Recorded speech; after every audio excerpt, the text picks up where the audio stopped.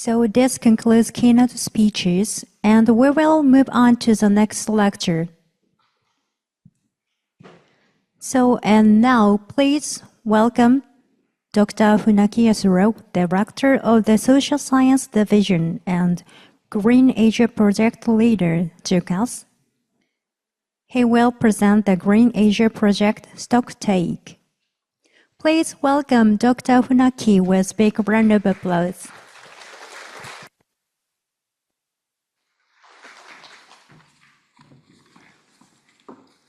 So good afternoon, everybody. So I'm Yasuo Funaki, Director of Social Science Division, as well as the Project Leader of Green Asia. So today, I'd like to talk about firstly our institute, JIRCAS, and then background of the Green Asia project, and followed by the key pillars of the project. That will be the outline of the project. And finally, I'd like to explain about lessons learned from the Green Asia project. So to begin with, I'd like to introduce JIRCAS. JIRCAS is a Japan International Research Center for Agricultural Sciences, which has been conducting collaborative agricultural research for more than half a century with partners in developing countries. And so then I'd like to go to the background of the Green Asia project.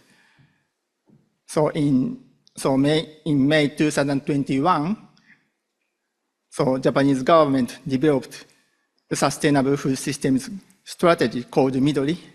So this is a midterm strategy that will pave the way for the future, and it will enhance the engagement of stakeholders at each stage of food supply chains. And also it will try to promote innovations to reduce environmental load. And this MIDORI strategy stated that it could serve as a model for the development of new sustainable food systems in the Asia Mons region.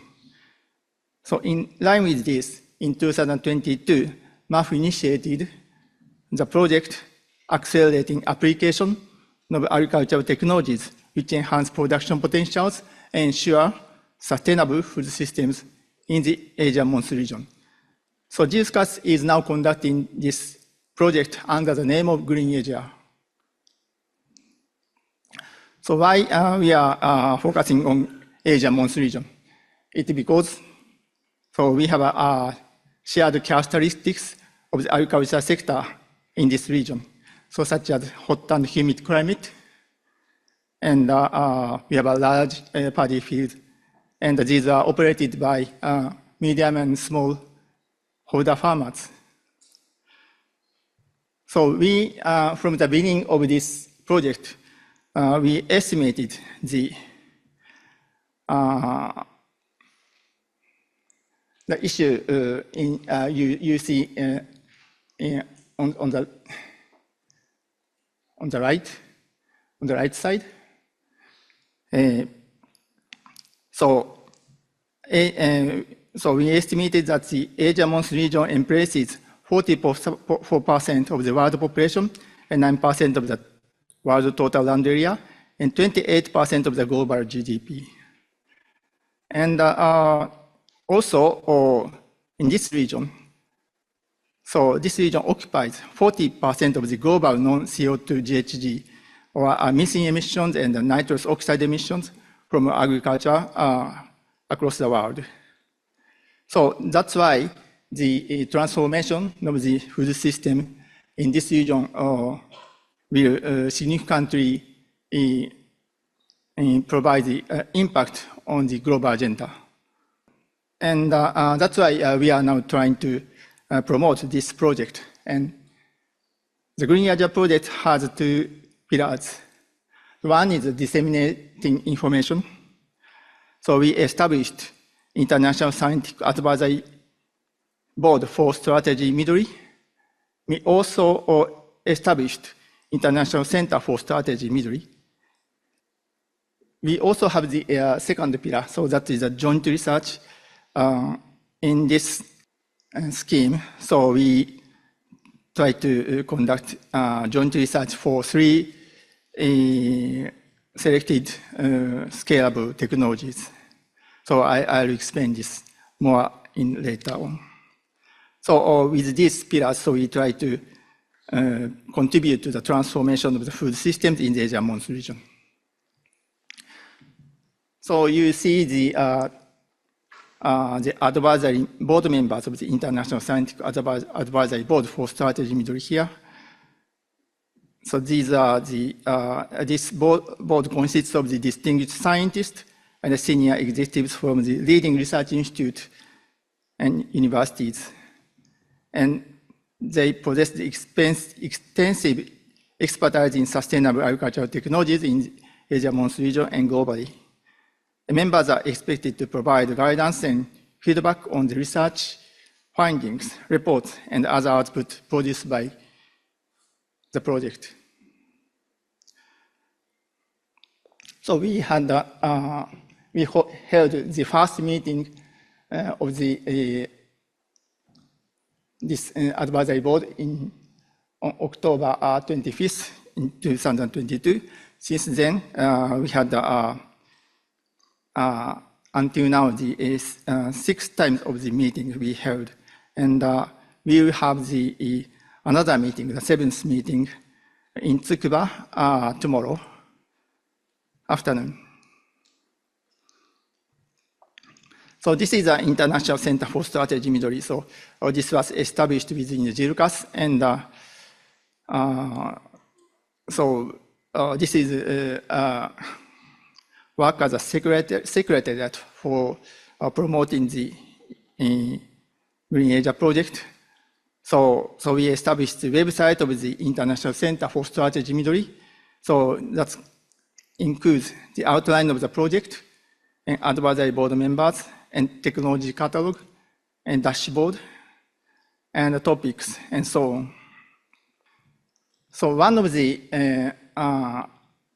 outcome of the the pillar 1, disseminating information, is the completion of technology catalog.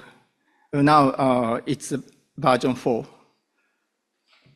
So this catalog includes 44 scalable technologies, not only from JIRCAS, but also from NARO, FFPRI, FRA, ACE, and the universities.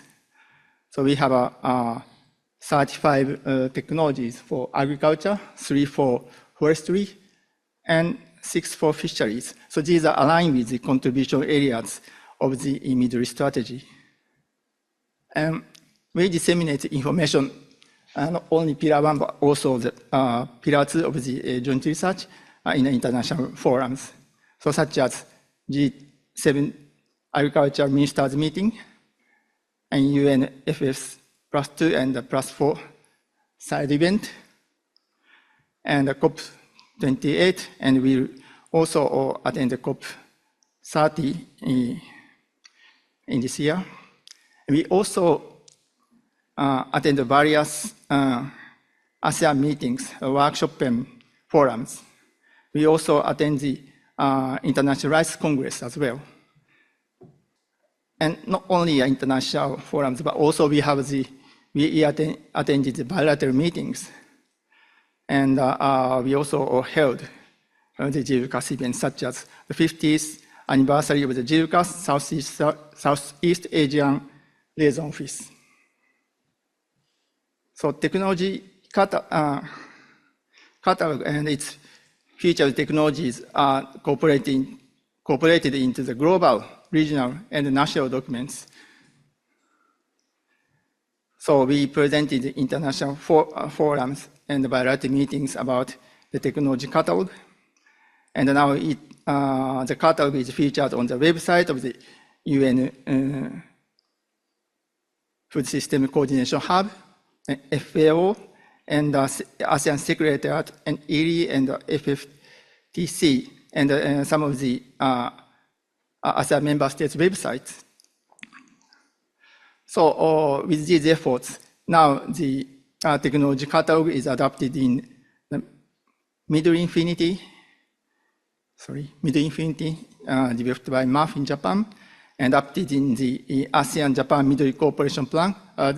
The technology catalog was adopted as Annex 3, and the technology catalog some of the technologies adopted in the ASEAN guideline on the reduction of crop burning, as Dr. Min of the ASEAN Secretariat said today. And also, some of the technologies and technology category itself are adopted in the Thailand taxonomy. Also, one technology adopted is adopted in Wiper Green Technology Book Expo edition. So through this, we are now trying to contribute to the food system transformation in the Asia Monsoon region. And we also have the second pillar, that is the joint research, which is the application of scalable agriculture technologies into the Asia Monsoon region.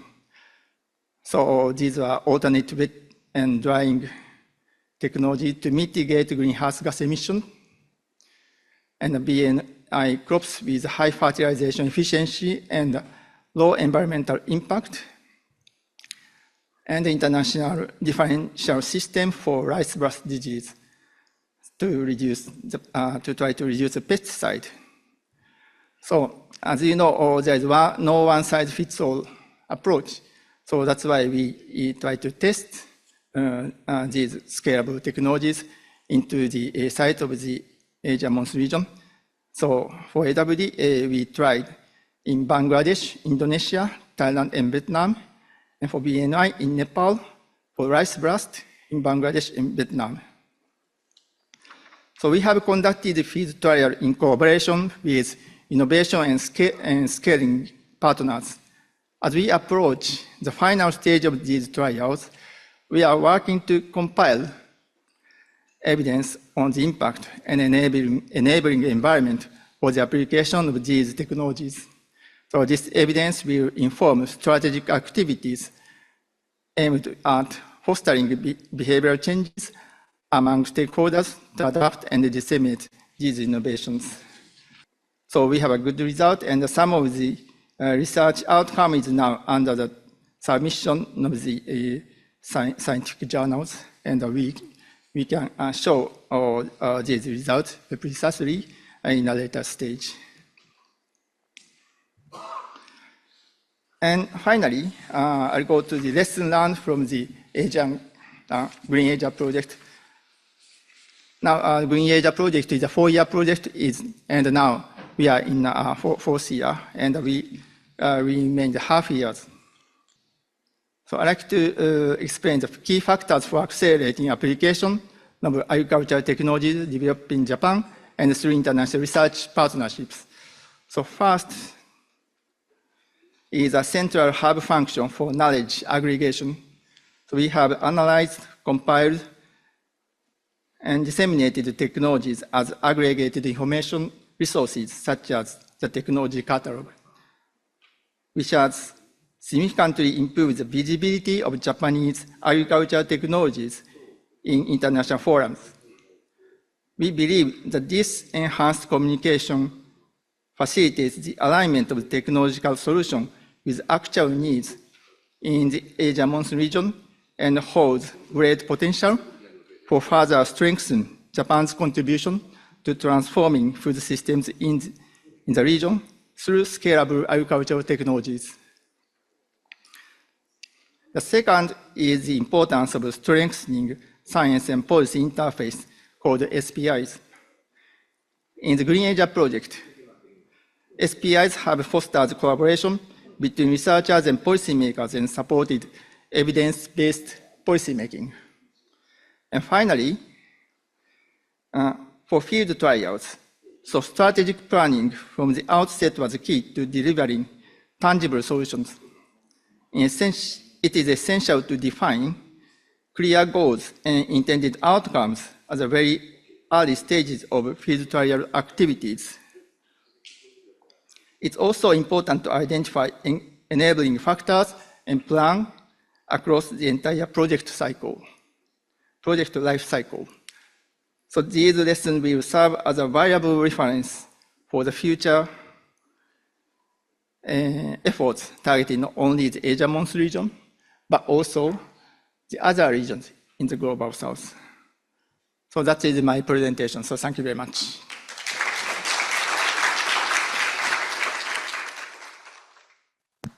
Thank you very much, Dr. Funaki. Thank you so much. And once again, please give a big round of applause all of the speakers. Thank you very much.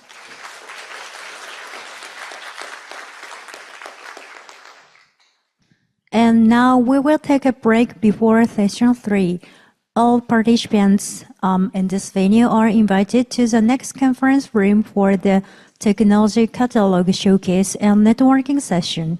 Scientists from JIRCAS, NARO, FRA, FPRI, ICE, and leading universities will present the technologies featured in the catalog in the poster presentation style. So please, we encourage you to take this opportunity to exchange ideas and interact with the presenters and other participants. And once again, please make sure to return to this venue by 3:45 p.m. Thank you very much for participating.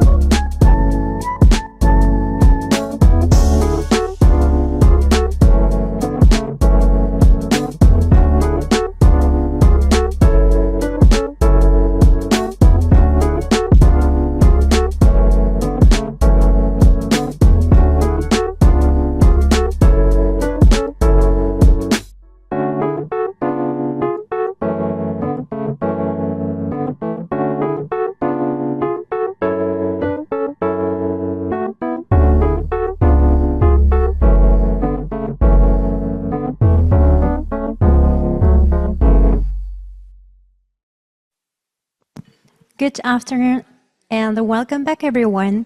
The JIRCAS International Symposium will resume now with Session 3, Efforts Towards Food System Transformation, presented by members of the International Science Advisory Board. And our first speaker is Dr. Mohamad bin Ghani, Director General of the Malaysian Agricultural Research and Development Institute, MARDI. So Dr. Zabawi has kindly sent us a video message for this session. So let us now play the video. Please take a look. Good morning. Thank you, Mr. Chairman, distinguished colleagues, ladies and gentlemen. It is an honor to be here at the JIRCAS International Symposium 2025. Today, I would like to share Malaysia's journey from MARDI's perspective, reflecting on our experiences over the past 4 years and how we are preparing for future challenges in transforming our food system. The role of technology and agriculture is crucial, and it can be viewed from two key perspectives. Number one, productivity, and number two is sustainability. Technology drives productivity through precision tools, where we can minimize input waste, such as water, fertilizer, and pesticide, to ensure that resources are used efficiently. Automation and mechanization enable farming operation to be carried out more quickly and with less reliance on manual labor. Meanwhile, digital solutions include sensors, IoT system, and drone help optimize both crop yield and quality through real-time data and smarter decision making. However, productivity alone is not enough. On the sustainability part, technology plays an equally critical role. Smart irrigation system, renewable energy adoption, and resource-efficient practices help conserve vital natural resources. Climate-smart innovation reduce carbon emission, while circular economy approaches transform agriculture waste into valuable resources. Most importantly, technology enables us to monitor, protect, and sustain ecosystem health over the long term. Ultimately, the message is clear. It is not just about achieving high yield, it's also about building an agriculture sector that is resilient, resource efficient, and sustainable for the future. The first 4 years have been a testing period for all of us. The COVID-19 pandemic exposed critical vulnerabilities in our food supply chains, disrupting production, distribution, and access. Meanwhile, geopolitical conflicts drove up the prices of key agriculture inputs such as fertilizer, animal feed, and energy, putting additional pressure on farmers and food systems. At the same time, climate extreme, from prolonged drought to devastating floods, have reminded us just how fragile our agricultural system can be. 4 countries across the Asia monsoon region, including Malaysia, these combined shocks have translated into real threat to food security, economic stability, and livelihood. In response to this mounting pressure, Malaysia introduced the National Agro-Food Policy 2.0 from 2021 to 2030. This policy goes beyond merely increasing productivity. It focuses on building resilience to climate change, preserving biodiversity, and ensuring nutrition security for the nation. Within this policy framework, MARDI plays a central role as the National Research Institute, generating technologies, providing evidence, support policy making, and delivering innovation to both industry players and farmers. In alignment with national priority for future challenges, MARDI has also developed its Corporate Strategic Plan, CSP, 2021 to 2030.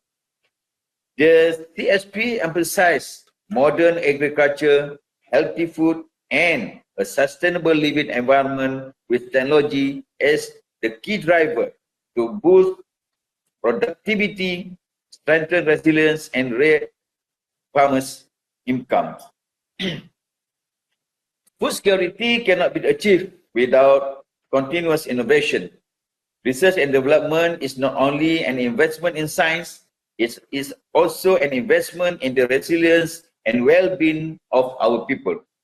Generally, research institutes generate 2 main outputs. 1, the development of technology and knowledge, and number 2, the transfer of technology and dissemination of knowledge. These outputs are then channeled to 3 key groups. 1, ministries utilize research output as evidence-based input for policy formulation and the development of national strategies. Number 2, extension agents, which is translate research into practical implementation through advisory services, on-the-ground initiative, and capacity building, particularly for young entrepreneurs and future talents. Number 3, target groups, including farmers, industries, and consumers, are the end beneficiaries of improved technologies, policies, and practices. These include direct access to public goods, such as farmers-ready technology and commercialization opportunities for local companies and entrepreneurs. Together, this synergy between research, policy, extension, and users ensure that R&D directly contribute to strengthening national food security. Accelerating technology adoption is crucial for building a future-ready agriculture sector. This requires ensuring access to modern infrastructure and tools while also strengthening capacity building so the farmers can use these technologies effectively. Strong partnership with industry, supported by enabling policy and incentive, are essential to scale innovations from lab to field.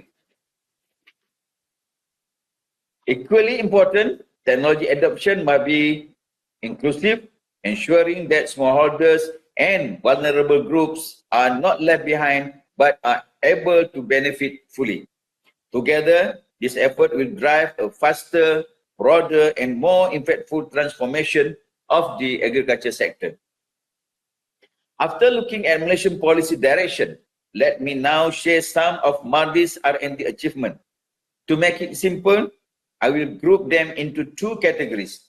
Number one, public good technologies, which is innovation that benefit farmers, policymakers, and society. Number two, commercial technologies, which is innovation that are turned into product, services, and business opportunity. Now we go to the public good technologies. MARDI developed technologies to strengthen national food security and protect shared resources. Over the past 4 years, MARDI has introduced new crop varieties that improve yield, quality, and resilience. For example, MR333 rice, variety for granary area with high yield performance. MRCL3 and MRCL4 clear field rice tackle weedy rice problems and support more sustainable cultivation. New shallot varieties adapted for local conditions. High yield, climate resilient Librica coffee clones improve both productivity and market potential. Hybrid coconut and grain corn varieties support food and feed security. MARDI also protected genetic resources through the My Gene Bank facilities, which conserve over 13,000 rice extraction and 18,000 genetic materials for future breeding and conservation. To ensure seed quality, we developed the Paddy Seed Quality Certification and Traceability System. Make sure certified seed meet standard and can be tracked back to their sources. Urban and smart farming. Urban farming is becoming more important. MARDI has built a plant factory with advanced control environment system to enable year-round production using space and resources efficiently. It now serves as a model for agropreneurs to adopt urban farming. MARDI has also advanced smart and precision farming in paddy production, covering the entire value chain from land preparation and seeding to crop management and harvesting. Technologies like soil nutrition sensors, variety rate application, early warning system, and yield monitoring tool help farmers work more efficiently, reduce costs, and increase productivity. At the same time, MARDI also developed market-ready technologies for industry. This innovation opened up new business opportunities and helped strengthen the agriculture food sector. Here are a few examples of technology that are already being adopted. MRQ103, Maria rice. This is aromatic rice, which variety with a low glycemic index, making it a healthier choice for diabetic patients. Paddy biofertilizer improves soil health by restoring microbial balance and increasing organic matter, helping rice crop achieve better yields. MARDI sensor kit, a smart diagnostic tool that detects major rice disease early, helping farmers to reduce losses. ISR for banana, a bioliquor solution using beneficial microbe to activate the plant's natural defenses, proven effective against banana blight disease. Complete A-B fertigation fertilizer, a balanced nutrient mix that improves ginger yield and quality. Sweet potato fertigation fertilizer, provide nutrient at the right growth stage, boosting tuber development and yield consistency. LED lighting technology, special lighting for indoor lettuce farming. With just 12 hours of light, lettuce can be harvested in as little as 25 days, speeding up production. Value-added food product, from BCO spread and analog cheese to mushroom ball, pineapple granola, brown rice drink, and Garcinia powder, MARDI is bringing research from the lab to the market. These innovations show how MARDI's technologies create real solutions for both industry and consumers, driving growth and sustainability in the sector. Looking ahead, we are aware of several key challenges that will shape our future. First, climate change is getting more intense, bringing heat waves, floods, and new pest outbreaks. Second, nutrition security is becoming more important. We must go beyond just providing calories and ensure a healthier, more diverse diet for our people. Third, the digital revolution brings great opportunities, but there is a risk that smallholders may be left behind if they lack access to modern technology. And finally, we need to engage the younger generation. Without their participation, the future of our agriculture and food system will remain uncertain. These challenges remind us that the way forward must be sustainable. Sustainability is no longer an option, it is a necessity. At MARDI, we are already working on solutions to make our food system greener and more resilient. For example, in rice farming, we promote alternate wetting and drying, a water-saving method that also cuts greenhouse gas emission by 22 to 51% without reducing yields. We also promote the use of biofertilizer and low-input technologies to keep soil healthy.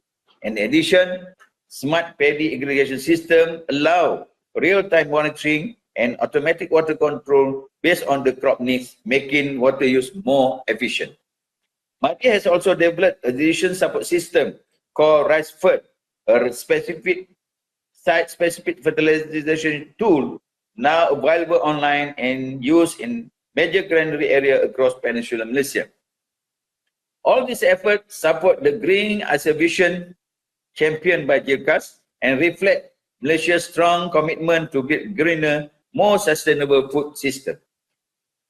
We know that no country can do this alone. Transforming food system requires strong partnership. MARDI worked closely with Japan through JIRCAS and JICA, with IRI on rice research, and with FAO on food security, policy, and genetic resources. We also contribute technical expertise to ASEAN initiative on sustainable agriculture. Through South-South cooperation, we share experience with other developing countries, building solidarity and resilience together. Collaboration is the cornerstone of our work. At MARDI, we see research and development as the main driver of transformation. We will continue to advance bio-innovation, smart digital agriculture, and sustainable mechanization. We will also strengthen regional collaboration, especially within the ASEAN Monsoon Partnership, to build more resilient food system. MARDI is committed to supporting Malaysia's journey to the net zero through low-carbon agriculture technologies. These are not just ambitions, they are our commitment as we move toward 2030 and beyond. To conclude, I would like to leave you with a simple message. Innovation is the bridge between challenges and solutions. MARDI is committed to transforming Malaysia's food system and supporting the resilience of ASEAN Monsoon region. We look forward to strengthening our collaboration with JIRCAS and partner around the world to build a more sustainable and resilient food future. Thank you. Dr. Zabawi, thank you very much. And now we would like to welcome our second speaker, Dr. Phisamai Srichayet, the professional rebel researcher of the Institute of Food Research and Product Development, Kasesaat University. So everyone, please welcome Dr. Phisamai with a big round of applause. Thank you. Please take it away.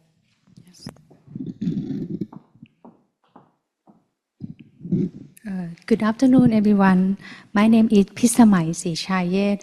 I'm a researcher from Institute of Research and Product Development, Kasesaat University from Bangkok, Thailand. And also a member of the International Scientific Advisory Board of Strategy Midori. Today, I would like to present you to the lesson learned from its food and agricultural transformation and technology dissemination in Thailand.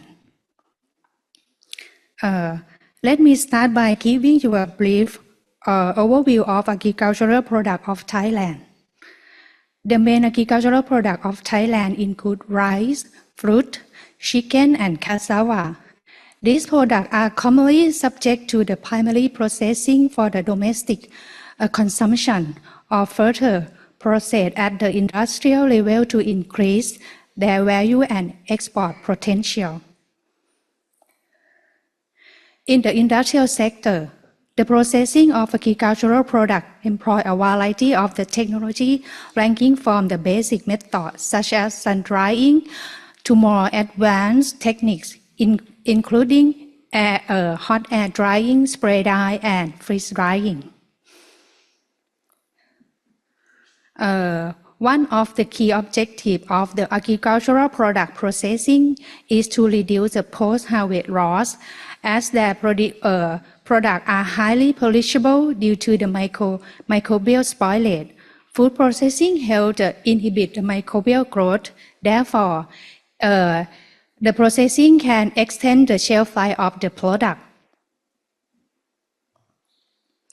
At present, farmers increasingly adopt agricultural technology and modern equipment to improve the product efficiency, resulting in higher yield.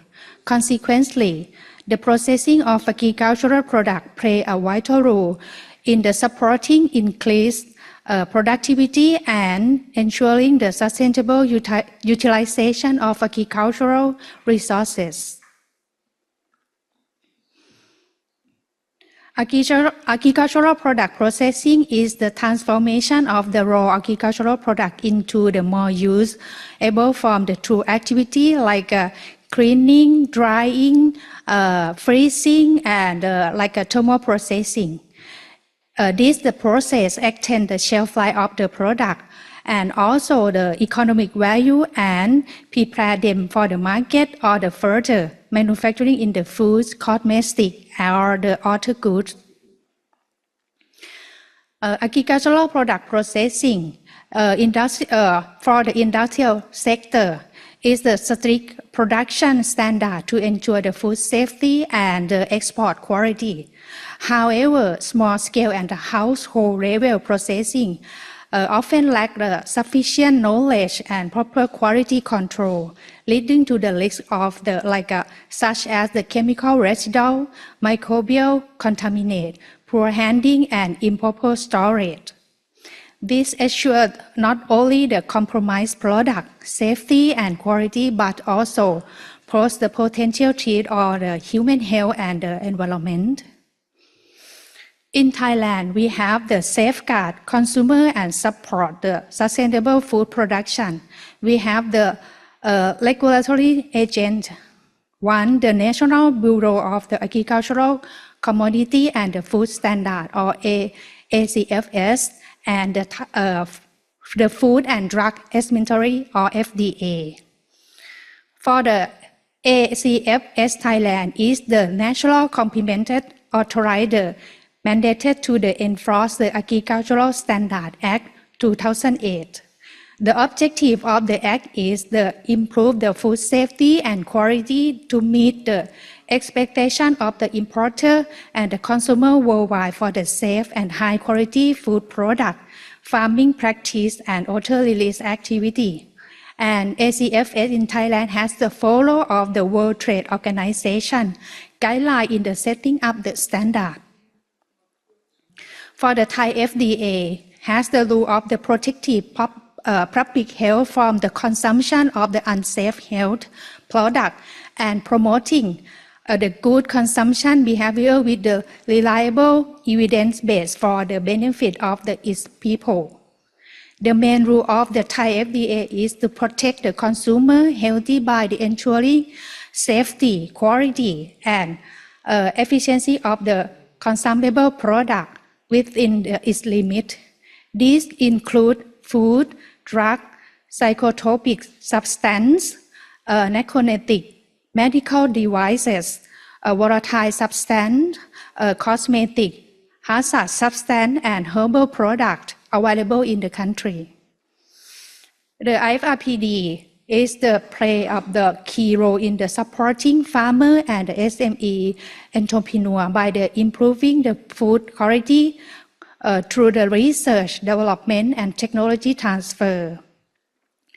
IFRPD, or Institute of Food Research and Product Development, is an agency under the Kasesaar University, officially established in the 1968. And now we 57 years. IFRPD assists the food industrial and small manufacturing by the applied technology to develop the product as well as the product technology service to the food industrial and the government organization to solve the problem. IFRPD like a food stop service. We have the food clinic, consulting and training for the technology transfer to the entrepreneur. And we have the research and R&D sector to solve the problem for the entrepreneur or the private sector or create the new product, innovative product, for example. And also we have the pilot plant, have the service facilitate for the industrial scaling and marketing testing. And also we have the food analysis assistant with the entrepreneur to submit for the Thai FDA registration. Normally, the traditional farmer and the SME entrepreneur rely on the local knowledge for the food production, but often lack the expertise to solve the production problem or the develop the new products.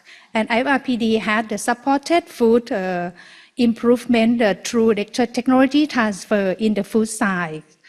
This has enabled the product of shelf standard, reduce waste and minimize to use unnecessary chemical.